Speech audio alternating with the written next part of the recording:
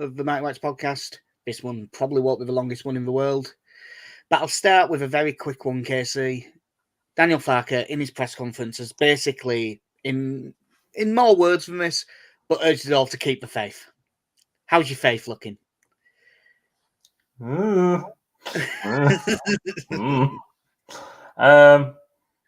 About as much faith as I can always have whenever Leeds are in a situation like this. Little. Right. I have more faith than I did as of the last podcast, but that's going from almost none to being a bit more logical. There's still a fairly good chance of us going up. Automatically? Less so. But there is a decent chance of us going up, and I shouldn't be as negative as I was in midweek. But I think that it was kind of weird hearing Daniel Farke say what my dad was saying. All those words went, come on. It's good overall. Just keep your faith up. Keep going. It was odd to say that, because it basically means that because my dad and Daniel Farke's football doesn't really get on. It's too negative. It's fair to say. Yeah, it's too negative. Get it forward quicker. All of that stuff. And some of the time, my dad's right. But it was weird hearing him basically say the same thing separately. Shall we do the FA Cup first, by the way, and get it out of the way? Yeah, go on then. So, the FA announced that from the first round onwards, that replays were being scrapped from the FA Cup, with some money being passed down, which is in no way, a please don't sue us bribe, to placate all the clubs, and it has not placated them at all. Everyone is fuming. Not the top end of the Championship or the Premier League, obviously, but everyone else is pretty fuming. The EFL has come out and said that they were not at all consulted on this, which is weird because the FA's statement says that they absolutely were. And there's a thing in there that says everyone agreed at the start that this needed to happen, and then we've sort of gone off on our own. Is this EFL consultation the FA's version of, we consulted 10,000 fans about this badge? And then everyone goes, no, you fucking didn't.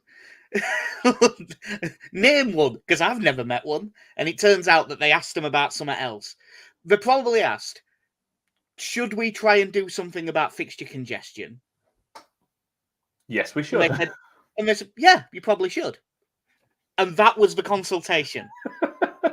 And then they've just got rid of FA Cup replays. In the same way that, what do you associate with Leeds United? Oh, the Leeds salute. Okay. And that's your consultation. Now here's your patch. Do you think any changes could be made to the FA Cup to improve it? Yeah, probably. Thank you for this consultation. Yeah. I really do think that's what's happened. Between people consulted by the FA over this, Leeds fans consulted about the badge, and people who go to Coldplay at Wembley, I've never met any of the bastards. Yeah. But apparently they exist. Yeah. Obviously, I don't like it. I'm by no means a traditionalist. I'm really not. But you're meant to have replays in there. I don't particularly like that they got rid of them from the 5th round onwards. But the thing that I really don't get is they've sort of done this to help because the Premier League don't want to play replays. So why is it from the first round? Even if you take it from their perspective, which I don't, but for the thought exercise, if you do, it doesn't make sense then either. Because it does not affect them at all in the first and second round. Yeah. It is just absolutely silly. Zero. Replays in those rounds don't push the rest of the FA Cup back. Well, I mean, as I said, we've all seen the various jokes that are made of. It's a shame Man City got beat by Real Madrid on penalties because of Charlton having a replay against Cray Valley Paper Mills. there's been a million different versions of that tweet, but they're all right. It's been really sad to see how, and yes, this is very much a Premier League issue. It is also a Big Six issue. Yeah, that they don't want to play extra cup games. So, well, put out the kids then. Don't go for it. But yeah, I mean, they do that anyway a lot of the time. But you've also got massive squads. Let's not pretend you don't. And you don't actually play that many. Well, if you win everything, you do. But everyone else has to. Everyone in every other league has to play 8 more league games than you. They're into the cup rounds earlier, so if they have any sort of running map, they play League 1 and League 2 play more rounds of the FA Cup. And they play the first round of the League Cup. They join the first round of the FA Cup. They've also got the Football League trophy. Yeah. And a 46 game season. And 2% the budget. Yeah. And they do that all having just come straight out of the coal mine, right onto the football pitch. No hours. You had a pitch. You were lucky.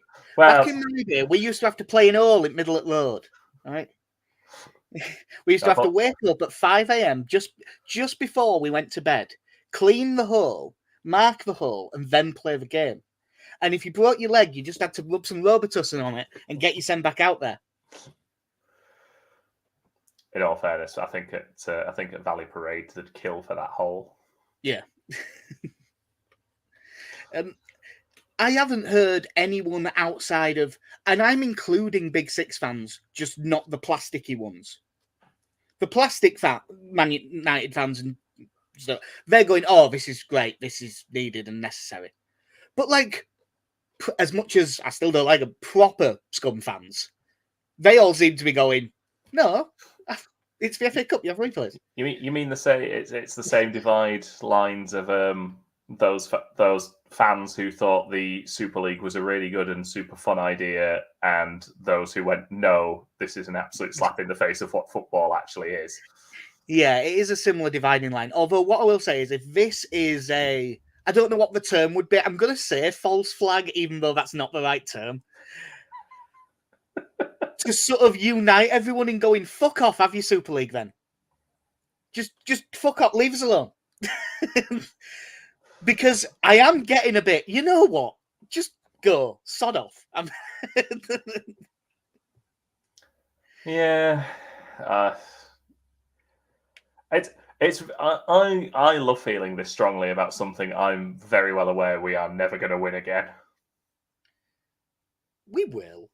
We might won't. Not. We might not live to see it, but we will eventually.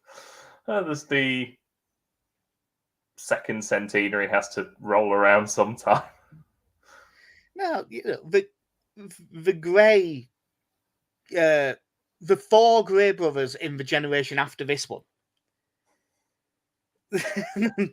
They'll get us there. Can we? I don't know where we are with sort of cloning. Can we get the Grey genetics, throw in some Brownlee blood into there as well, just to sort of give them the extra lung capacity and stamina?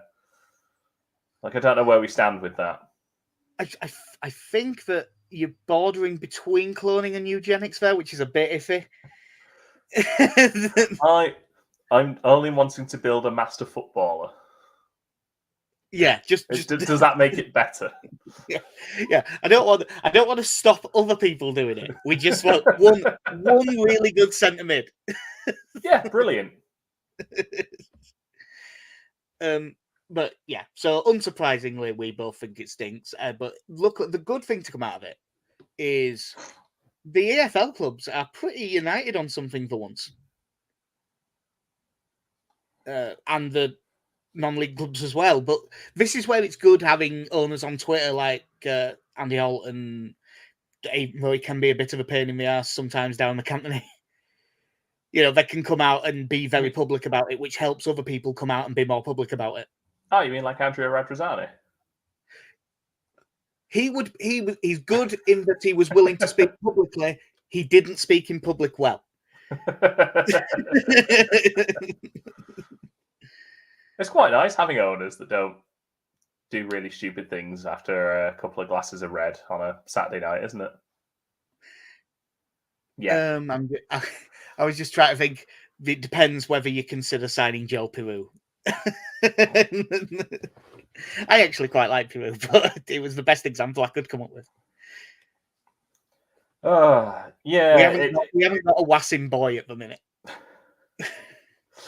Yeah, it's definitely the good thing with Darren McAntony and Andy Holt and people like that are that they are very open, and whether you agree with them on their views or not, they are for the most part typically fairly clear about these things and the effect that they have. And yes, they will always have their own personal slant on them, but I just find it, like you say, the absolute gall of just going, well, if we chuck them a little bit more money, which I know there is no guarantee of, Kidderminster Harriers getting that replay against Arsenal, but that's sort of what you live for a little bit as the lower level clubs. And I mean, you just have to look out how big a deal it was for us in League One with the Spurs game, and we would consider ourselves, a big team still, even at that point. And even then, for us, it was a big deal to get that game back to Ellen Road. It was the same when we got the draw at the Emirates. Yeah. Admittedly, we wasted it on George McCartney, but it was a big enough amount of money that it can make a difference to your season. And if it's someone even lower down the pyramid, it can set you up for a couple of years. Yeah, I mean, for me, and this doesn't need to turn into a long-form essay about what the FA Cup should be, because obviously, the big issue a lot of us still have is why the fuck is the semi-final at Wembley, aside from because money. But I could fully understand if you got to the semi-final and went, right, there are no replays in the semi-final because people have to travel to Wembley, so we want a result on the day. And we're already very close to the end of the season. Yeah. I mean, they're this weekend, aren't they? Yeah, and it's at a neutral venue. Yeah. So there is nothing to gain by going to either the same neutral venue or a different neutral venue. Yeah, I think that's a good rule for it. No replays when it's at a neutral venue. I think that's a good way of doing it. Common sense approach. Almost like that's what they've been doing for quite a while. I know they used to have replays in semi-final and final, but that's not for a while. I mean, they didn't have them by the time we were 8. I'm trying to think. The semi-finals went to extra time and penalties when we were kids. Not when we were very young kids, but when we were sort of 7, 8, 9 years old. I don't think it came up much. Did that... I hate this game, but did that one where Ryan Giggs scored and took his shirt off, was that in extra time? Or was that late in the 90 minutes? So, replays were removed from the semi-final and final matches in the 99-2000 season. Oh, so when I said 7, 8, 9, it was 8, 9, 10. Yeah. That was... So the Ryan Giggs one is the season before that, isn't it? Because that's in the treble-winning season. Yeah. One of the treble-winning seasons now. We can say it's not the... Is better. Yeah. A treble-winning season. So, yeah, I just think this is very much a case of certainly bigger teams saying we've got a lot going on here. What with the Europa League and all. Yeah. Last thing on this, then. Do you think that these protests will die down, or do you think that something big's going to happen? either the decision being reversed, or as I have seen a lot of EFL clubs say, they're on about not entering the FA Cup next year as a protest. The I Premier don't League, think the Premier League will like that. Yeah, I will say that's not going to happen. It sounds like a great, and it would work, but I don't think you'd be able to get enough of a united front to do it. Yeah, I'd be. The other side of it would be if everyone decided to play their under 18s when they entered the competition and just went, right, there you go. This is our protest. Have your cup competition, but it's because it's essentially what happened with the EFL trophy, isn't it? That once they started putting the Premier League academy teams in, everyone just went, bollocks to this. Yeah, and then they brought in a rule that you had to play. What was it, like 5 players who played the previous league game, and one of the teams picked 5 and subbed 3 of them off after 1 minute. I think if I remember rightly, one of them was a goalkeeper. Yeah, that's fantastic. Sub your goalkeeper in the first 2 minutes. That was a great protest. Love that one. Yeah, I don't know, because I suppose there were probably still teams, in the National League and the lower ends of the Football League who, if you get through the first couple of rounds of the FA Cup, it's a decent bit of money to make. Yeah, that's what it's a bit. The actual, although I think it'd work, it's a bit cutting off your nose to spite your face. That's why I don't think it I think there's a decent chance of them backing down on this, though. I really do. With the amount of if this sort of level of feeling keeps up, I could see him backing down. Yeah, I mean, just looking here, so it was, you got moved to the quarterfinals. Replays were removed from the quarterfinals 16-17, 5th round in the 1920 season. So, but again, like you say, just the fact that they've just jumped from 5th round to, right, that's it, no more replays for anyone. Yeah, I mean, I wouldn't have liked it, but I could have at least got the logic if it was the 3rd round. I would not be pleased about it, but I could at least get my head around it as a concept. This just makes no fucking sense. But we'll see what happens. But this will rumble on for quite a while, you would think. Something that has been rumbling along and has hit a bit of a bumpy patch, along with us in Ipswich. Leicester play West Brom 12:30 today. What do you reckon the chances are of getting some more luck? West Brom are a decent team, and if Leicester keep playing like they have done, it's one of those, again, absolutely Leicester should win this, but it wouldn't shock me if West Brom got something from it. No, I mean, not in current form. They appear to be in better form. Well, not just appear to be. They are really in better form overall than Leicester are recently. I mean, they had a bad result last time out. They got beat 1-0 at home by Sunderland. They had a man sent off, but I'm not sure how early that was. But before that, they were unbeaten in 10 before that, but they'd only won 5 of those 10. A bit like Middlesbrough, really. But loads of wins and draws is not bad form at all in this league. No, they've pretty much held on to that 5th place for a fair while now of West Brom. Like Norwich have only 1 point behind them, because Norwich they're probably in the best form of anyone in the league, other than maybe Southampton this last couple of games. So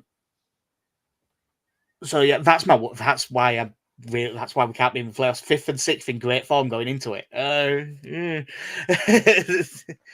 Yeah. So I think Leicester will win, but it's not a foregone conclusion. No. Looking at the table, though, I do look at West Brom and just think probably 4 points from these last 3 games, and I think you're safe. I know Hull have got a game in hand to kind of keep them in contention, but I mean, West Brom and Norwich are 6 and 7 points ahead, respectively. So that one game, and so like they don't need much, do they? But they do need something, and they'll want it as soon as possible. Yeah, because like you said again, if you can go into the last day knowing you're already in the playoffs, you can rest a load of players. Yeah, and get your sense set properly. The other game affecting us today, Cardiff v Southampton. I don't have as much confidence in Cardiff getting something, and I mean I don't have much confidence in West Brom getting something, but I completely forgot where Cardiff were in the table. Oh, they are very mid-table. And their form is also not great at all. Like they have lost 4 of the last 6.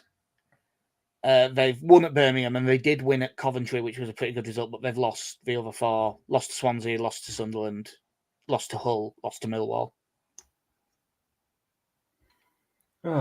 Yeah, I'm not expecting a lot from them. No. Like you say, you're comparing that to Southampton, who are 3 wins in a row now.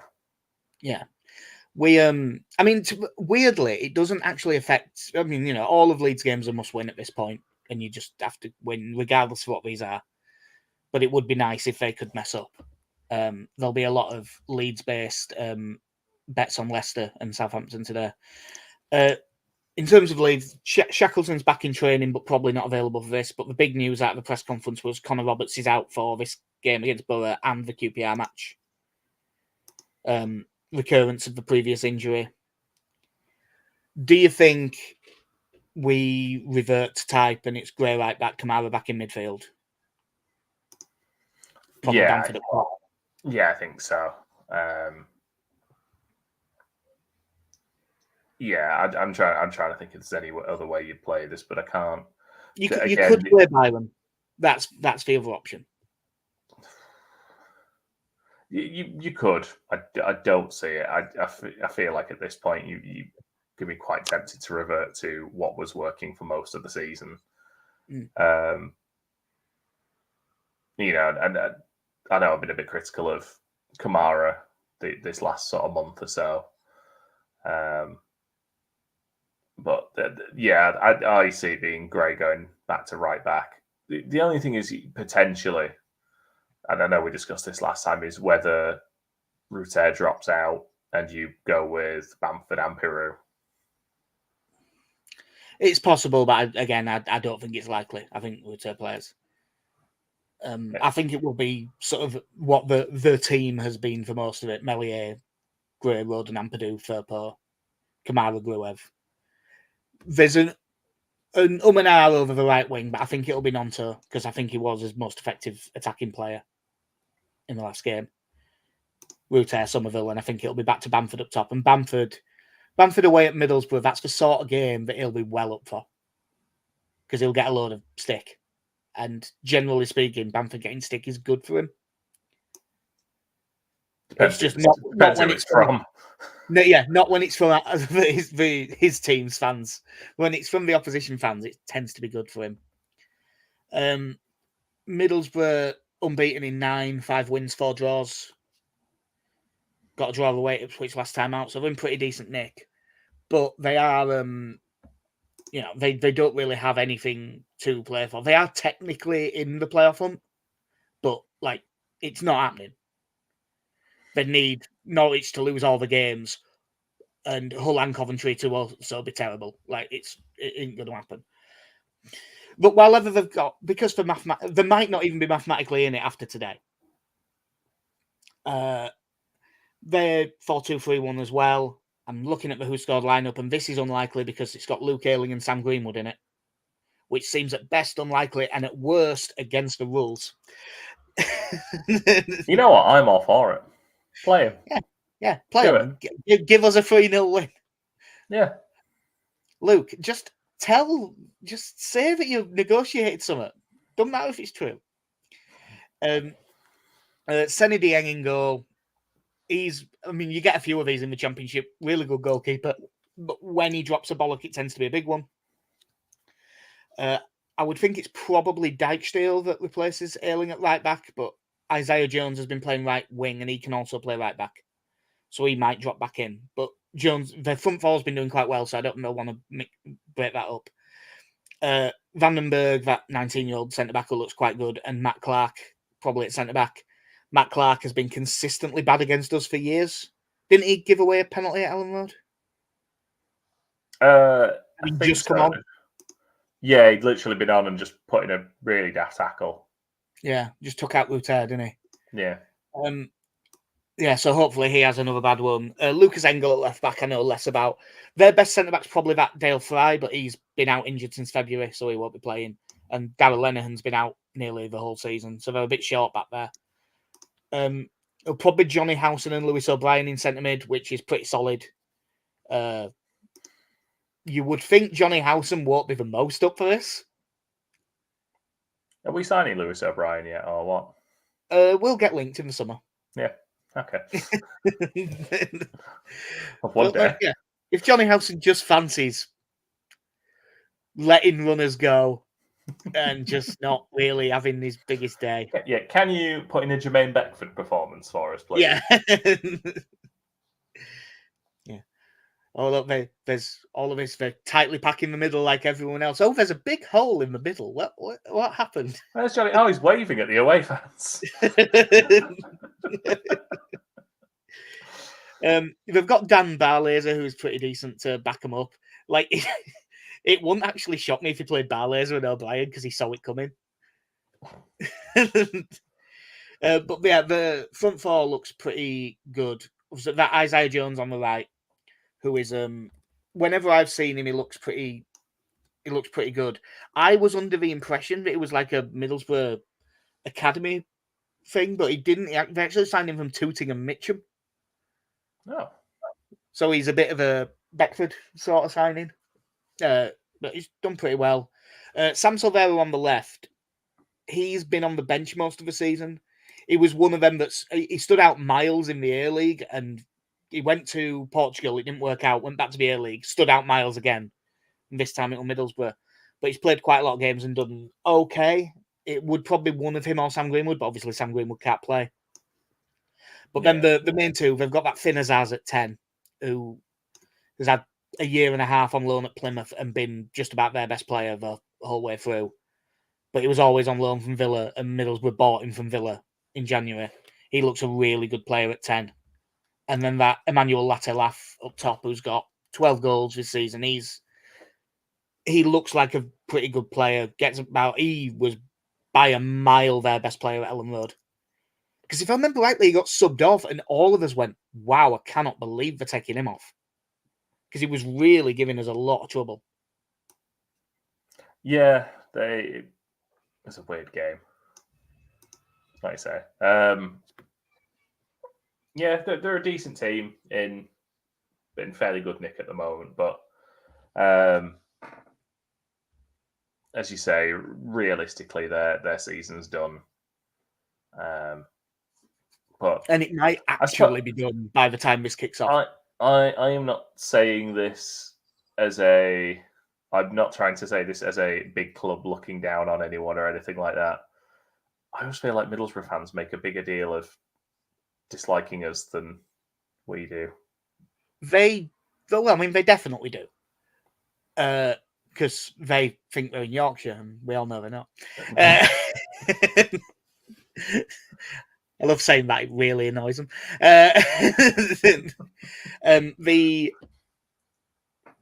I will say I don't think it's quite as much the case for this one, because I may have potentially looked at how hard it would be to get tickets in the home end for this, and there was quite a lot left.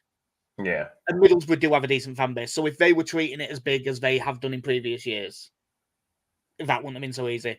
Unfortunately, you have to have a certain number of loyalty points to buy a ticket, so you can't just create an account and buy them. Not that I would try and do that, obviously. Not that you, Jack Robshaw, tried. No, that definitely. Well, I'll tell you what, I wouldn't have done it. I mean, I may have asked someone else to. But yeah, they.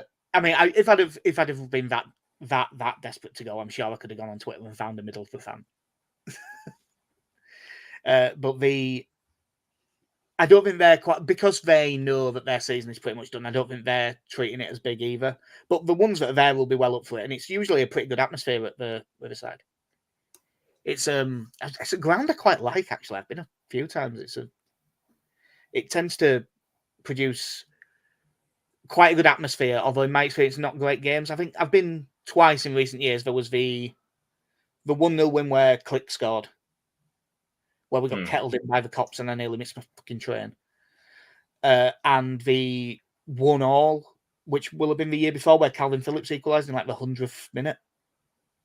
Is that when Jack Clark collapsed? That's when Jack Clark collapsed on the bench, yeah. That was one where I was having to yell at people around me because they were going, "Fuck's going on? Fucking get on with game," and having to go, "You do realise they're surrounding our bench, right?" Yeah, it was it would have been nice to go. Same formations. It's a bit like Blackburn. Same formations, player for player. We've got the better team. Do you think it's weird to say this, given we've only lost one home game all season? Do you think it being away might help? Possibly, yeah. After a couple of lackluster performances at home, and the crowd did get on the backs a bit, and I don't think that was unreasonable. But there was a few that properly booed him, which was unreasonable. But for the most part, it was just frustration and going, a lot of fuck's sake, Leeds, just fucking get on with it and stuff like that. I suppose I don't know if this.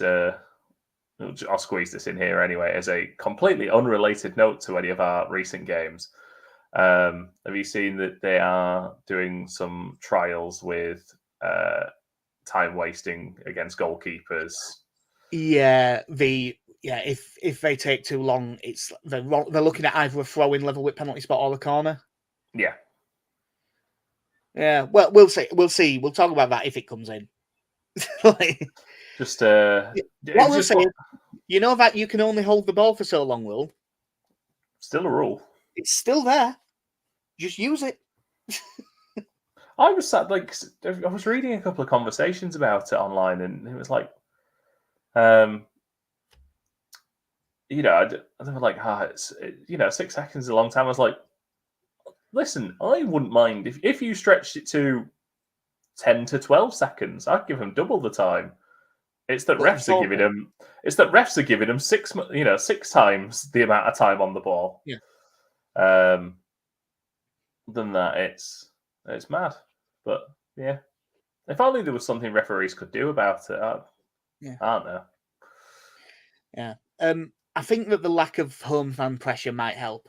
It also, because of the situation we're in theory, at home, Middlesbrough won't just switch to a back five, put 2 centre mids in front of them, and just sit on the edge of their box. Yeah. Like, they didn't really do that at Ellen Road, if I remember rightly. They played all right. And that's probably a good thing for us. Like, I mean, Carrick doesn't strike me as a 10 men behind the ball sort. No, and I think given the season they had, and not that I think Carrick's job is under any threat or anything like that. They just had a ridiculously bad start. Yeah. Like they were the opposite of Preston. Preston didn't play that well for 10 games and were top at league. Middlesbrough played all right for 10 games and were in relegation zone. Yeah, but I do think at this point of the season, I don't think it would do fan relations any good if you went, well, we've got 3 games left. Let's defend this one. Yeah. Yeah, they'd be. Is this their last home game of the season?